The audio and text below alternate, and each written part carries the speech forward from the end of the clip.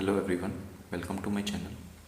आज हम 10 फरवरी के इम्पॉर्टेंट करंट अफेयर्स डिस्कस करेंगे जो कि आपके वन डे एग्ज़ाम जैसे एसएससी सीजीएल, सीपीओ, सीएचएसएल या एनटीपीसी में पूछे जा सकते हैं। ठीक है, तो हम स्टार्ट करते हैं। ये हमारा पहला क्वेश्चन है। तो हमारा पहला क्वेश्चन जो है वो पार्लियामेंट्री कमेटी से रिलेटेड है। क्वेश्चन देख लीजिए हमारा। क्वेश्चन में बोला गया है कि इनमें से कौन सा स्टेटमेंट पार्लियामेंट्री कमेटी के लिए सही है। पहले स्टेटमेंट में बोला गया है कि कोई भी minister parliamentary committee, public account committee, ये पीएसी पब्लिक अकाउंट कमेटी इधर, उसका मेंबर हो सकता है। सेकंड स्टेटमेंट है कि जो एस्टिमेट कमेटी होती है उसके सारे मेंबर राज्यसभा से आते हैं। तो पहली बात तो ये है कि पब्लिक अकाउंट कमेटी जो होता है उसमें कोई भी मिनिस्टर उसका मेंबर नहीं हो सकता। तो पहली स्टेटमेंट मेरी गलत हो गई। सेकंड स्टेटमेंट बोल रहा है कि एस्टिमेट कमेटी में सारे मेंबर जो होते हैं वो राज्यसभा से होते हैं। ये स्टेटमेंट भी गलत है क्योंकि एस्टिमेट कमेटी के सारे मेंबर जो होते हैं वो लोकसभा से होते हैं। ठीक है, इसकी स्ट्रेंथ कितनी होती है? इसकी स्ट्रेंथ होती है 30+1, एक चेयरमैन और 30 मेंबर, ये सारे मेंबर लोकसभा के। ठीक है, तो इस हिसाब से हमसे करेक्ट पूछा गया है, हमारा ऑप्शन हो जाएगा डी। ठीक है, कोई भी सही नहीं। कमेंट में आपको ये बताना है। उससे पहले मैं आपको कुछ थोड़ा सा और बता देता हूँ कि जो पार्लियामेंट्री कमेटीज़ होती हैं वो दो टाइप की होती हैं, स्टैंडिंग कमेटी और एडहॉक कमेटी। एडहॉक कमेटी जो होती हैं वो पर्पस बेस्ड होती है, कोई पर्पस होगा तभी हम इन कमेटी को बनाएंगे, इसलिए इनका जो नेचर होता है वो होता है टेम्परेरी। जबकि जो स्टैंडिंग कमेटी होती हैं वो परमानेंट होती है। ठीक है, और ये टोटल 6 कमेटी होती हैं, 3 और 3। ठीक है ना, तो यहाँ ये 3 कमेटी होती हैं फाइनेंशियल कमेटी। ठीक है, यहाँ पर जैसे बहुत सारी कमेटीज हो जाती हैं, इनमें से एक तो मैं बोल सकता हूँ DRSC, department related standing committee. ठीक है, बट यहाँ पर ये फाइनेंशियल कमेटी आपको याद रखनी चाहिए। इसमें 3 मेन कमेटी हैं। पहली है अपनी एस्टिमेट कमेटी, दूसरी कमेटी ऑन पब्लिक अंडरटेकिंग्स। ठीक है, तीसरी कमेटी पब्लिक अकाउंट कमेटी। ठीक है ना,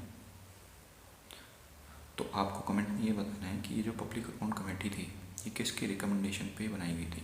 ठीक है, और कमेटी ऑन पब्लिक अंडरटेकिंग का काम क्या होता है ये आपको कमेंट में बताना है। नेक्स्ट क्वेश्चन, एक सेकंड में इसको इरेज कर लेता हूँ। तो ये हमारा सेकंड क्वेश्चन है। क्वेश्चन में पूछा गया है कि इनमें से कौन सी स्टेटमेंट गवर्नर के रिगार्डिंग करेक्ट है। ठीक है, तो ये क्वेश्चन बेसिकली हमने इसलिए लिया है क्योंकि अभी आपने सुना होगा जैसे जो नीट बिल पास हुआ है उधर से, तमिलनाडु से, तो उसमें काफ़ी टसल है गवर्नमेंट और स्टेट गवर्नमेंट के बीच में। गवर्नर बेसिकली जो RN रवि हैं उधर के गवर्नर, ठीक है, उनके और स्टेट गवर्नमेंट के बीच में, तो उसी के रिगार्डिंग हमने ये क्वेश्चन लिया है। क्वेश्चन में पहली स्टेटमेंट बोली गई है कि जो गवर्नर का ऑफिस है वो हमने कनाडा से लिया है। सेकंड स्टेटमेंट बता रहा है कि जो गवर्नर होता है वो वाइस चांसलर जो होते हैं यूनिवर्सिटी के उनको अपॉइंट नहीं करता। ठीक है, नोट किया हुआ है, तो सही स्टेटमेंट बतानी है। तो पहली बात, ऑफिस ऑफ गवर्नर जो है वो हमने कनाडा से नहीं लिया है, ये हमने लिया है गवर्नमेंट ऑफ इंडिया 1935 से। ठीक है, ये स्टेटमेंट तो गलत हो गई। सेकंड स्टेटमेंट, तो सेकंड स्टेटमेंट में मैं आपको एक बात बता दूं कि जो गवर्नर होता है उसको बोला जाता है चांसलर ऑफ यूनिवर्सिटी। ठीक है, ठीक है ना, तो यहाँ पे जैसे गवर्नमेंट की सीटिंग है गवर्नर की, तो इसको बोला जाएगा चांसलर। ठीक है, जैसे पूरा एक स्टेट है तो इसमें बहुत सारी यूनिवर्सिटीज़ होंगी, इनके अपने अपने VCs होंगे। ठीक है, वो इनके जैसे, ठीक है, तो उन सब यूनिवर्सिटी का ये चांसलर हो जाएंगे, उनके नीचे रेस्पेक्टिव यूनिवर्सिटी के वाइस चांसलर हो जाएंगे। ठीक है, तो इस टाइप का कुछ रहता है इनका बोर्ड। तो उनको अपॉइंट जो होता है VC को वो ऑब्वियसली चांसलर करेगा, और चांसलर कौन है? गवर्नर, तो गवर्नर उनको अपॉइंट करता है। ठीक है, तो स्टेटमेंट हमारा गलत हो जाएगा। हमसे पूछा गया है, करेक्ट पूछा है, कोई भी करेक्ट नहीं है, डी ऑप्शन। नेक्स्ट,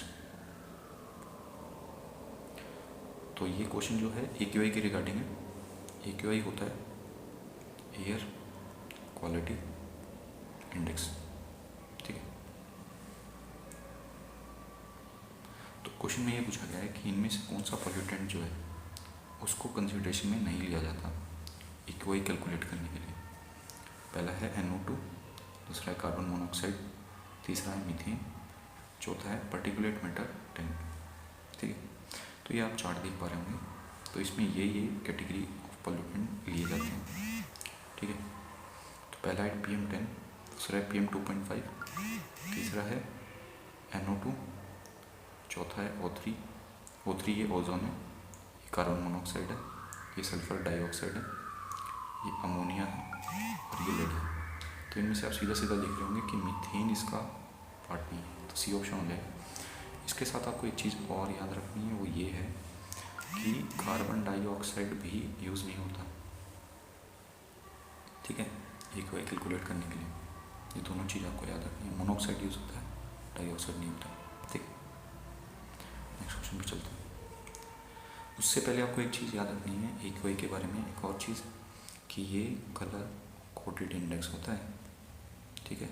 जितना सीवियर कैटेगरी में हमारा जाएगा उतना रेड ये होता जाएगा, ठीक है ना। और इसमें जो रेटिंग होती है 0 से 500 रहती है, उसके बिहाफ पे हम इसको जो है पुअर, सेटिस्फैक्ट्री, गुड, ये वेरी पुअर, तो सीवियर कैटेगरी में रेट करते हैं किसी एरिया को, ठीक। Next question.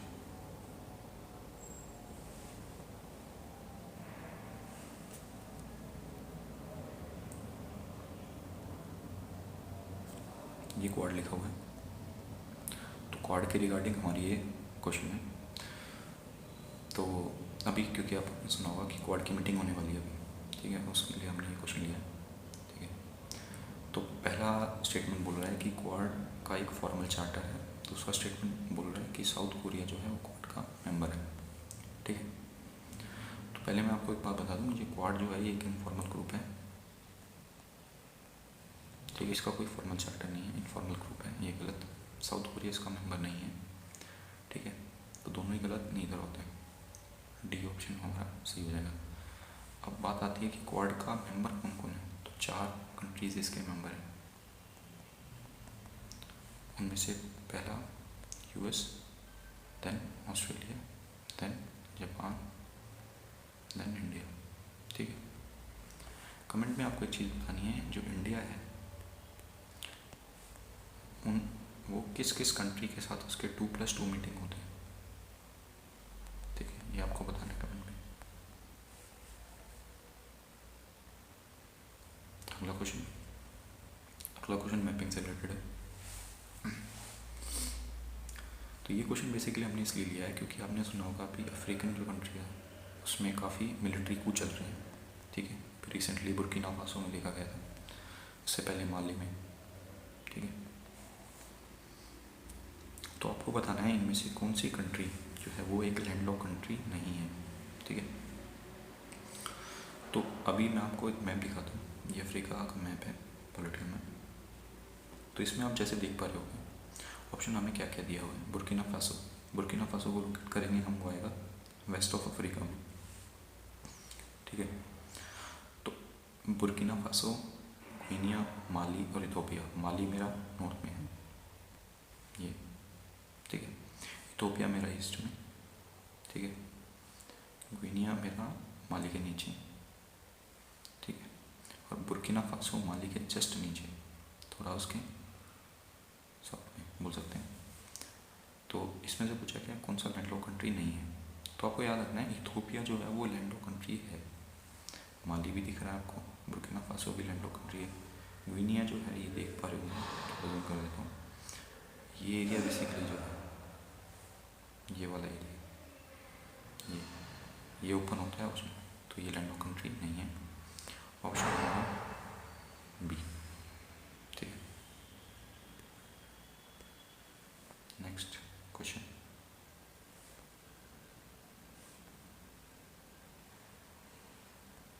इथोपिया की आपको कमेंट में कैपिटल बतानी है, ठीक है। और एक चीज़ और आपको बतानी है कि जो अफ्रीकन जो एक ग्रुप है 55 कंट्रीज़ का, ठीक है, उसका सेक्रेटरीट कहाँ लोकेटेड है, ठीक है। ये दोनों क्वेश्चन अपने आप में रिलेटेड है, याद रखना। नेक्स्ट क्वेश्चन,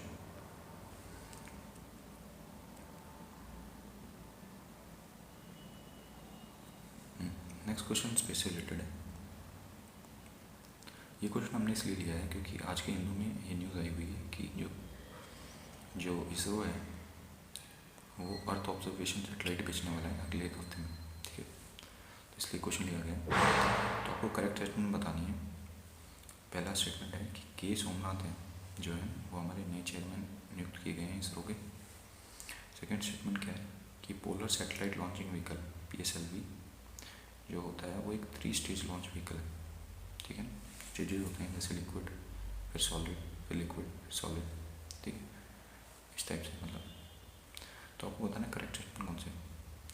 तो इसमें पहली बात मैं आपको बता दूं कि के सोमनाथ जो है ये चेयरमैन में नियुक्त हुए हैं इसरो, ये बिल्कुल सही है। इससे पहले जो चेयरमैन थे हमारे वो थे के सिवान, ठीक है, ये स्टेटमेंट सही है। Second, PSLV is a 3 stage launch vehicle, ये स्टेटमेंट गलत है। PSLV जो है 4 स्टेज लॉन्च व्हीकल है, ठीक है। जैसा कि इस डायग्राम में आप देख पा रहे होंगे, फर्स्ट, सेकेंड, थर्ड, फोर्थ ये होगा। यहाँ पर हम अपने बेसिकली सेटेलाइट हेड होता है, ये यहाँ पर सेटेलाइट प्लेस किया जाता है, ठीक है। जैसे जैसे ये ऊपर जाता रहता है ये फ्यूल ख़त्म होता रहता है, ये पार्ट इजेक्ट होता रहता है, ठीक है। और लास्ट में हमारा क्या बच जाता है, केवल सेटेलाइट बच जाता है और इस तरीके से इसको प्लेस कर दिया जाता है ऑर्बिट में, ठीक है। तो कमेंट में आपको मेरे को 2 क्वेश्चन बताने हैं इस क्वेश्चन से रिलेटेड। पहला ये है कि जियो सिंक्रोनस और जियो स्टेशनरी ऑर्बिट में क्या फ़र्क होता है। सेकंड, कि PSLV के जो 4 स्टेजेस हैं ये किस ऑर्डर में है, मतलब पहला सॉलिड लिक्विड सॉलिड लिक्विड या लिक्विड सॉलिड लिक्विड सॉलिड, किस हिसाब से ये आपको बताना है, ठीक है। नेक्स्ट क्वेश्चन, नेक्स्ट क्वेश्चन भी साइंस से रिलेटेड है, ठीक है। तो ये क्वेश्चन पूछा है कि टॉकमैक नामक एक चीज़ जो है अभी न्यूज़ में थी, ये किससे रिलेटेड है। क्या ये न्यूक्लियर रिएक्टर है, क्या ये ड्रोन है, मिसाइल है या एयरक्राफ्ट कैरियर है, ठीक है। तो बेसिकली ये एक न्यूक्लियर रिएक्टर है, ठीक है। ये जैसे आप देख पा रहे हैं इस फिगर में, इसमें होता क्या है कि हम आर्टिफिशियली टेम्परेचर को न्यूक्लियर फ्यूजन रिएक्शन से, ठीक है, टेम्परेचर को राइज करा देते हैं, ठीक है। इतना राइज करा जाता है कि मान के चलें कि जैसे अभी रिसेंटली इससे पहले अभी तो जैसे ये यूरोपियन कंट्रीज़ ने टेस्ट किया है, ठीक है, इससे पहले ये चाइना ने भी टेस्ट किया था। तो वहाँ पर कुछ 5 से 6 गुना जो अर्थ के मतलब जो सन के आसपास टेम्परेचर रहता है उसके 5 से 6 गुना टेम्परेचर जो था उन्होंने टेस्ट किया था यहाँ पर, ठीक है। तो इतनी अमाउंट में ये मतलब टेम्परेचर को राइज करा देते हैं। तो उससे क्या होता है, उस हीट को जो इसकी वॉल्स होती हैं बेसिकली टॉप में इसकी, वो एब्जॉर्व करती हैं। अब जब ये एनर्जी एब्जॉर्व होगी, इस एनर्जी से हम क्या करेंगे, जैसे नॉर्मली हम बाकी उसमें करते हैं कि इससे हम क्या करेंगे, इससे हम स्टीम को रोटेट कराएंगे, ठीक है। स्टीम रोटेट होगा, मूव करेगा, वहाँ से क्या जनरेट होगी, इलेक्ट्रिसिटी, ठीक है।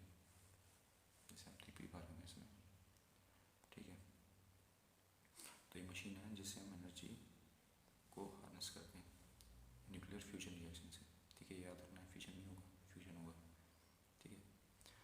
और आपको ये बताना है कमेंट में कि जो सन होता है उसके अंदर न्यूक्लियर फ्यूजन होता है या फ्यूजन होता है, फ्यूजन या फ्यूजन, ठीक है। नेक्स्ट क्वेश्चन,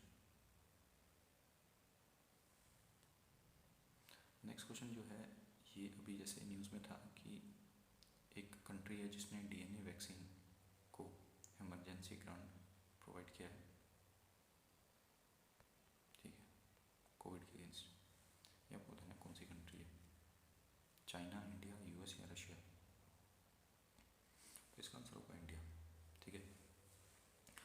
कमेंट में आपको बताना है वो कौन सी डीएनए वैक्सीन है जिसको इंडिया ने इमरजेंसी ग्रांट दिया है। हालांकि मैंने स्टार्टिंग लेटर लिख दिया उसका, और वो किस कंपनी ने बनाई है, ठीक है।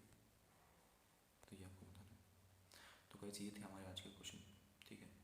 अगर आपको हमारा ये इनिशिएटिव पसंद आ रहा है तो प्लीज़ हमारे चैनल को सब्सक्राइब करें, वीडियो को लाइक करें। किसी भी तरीके का आपका कोई भी सजेशन है तो प्लीज़ हमें बताएं, ठीक है। तब तक के लिए अपना ख्याल रखें।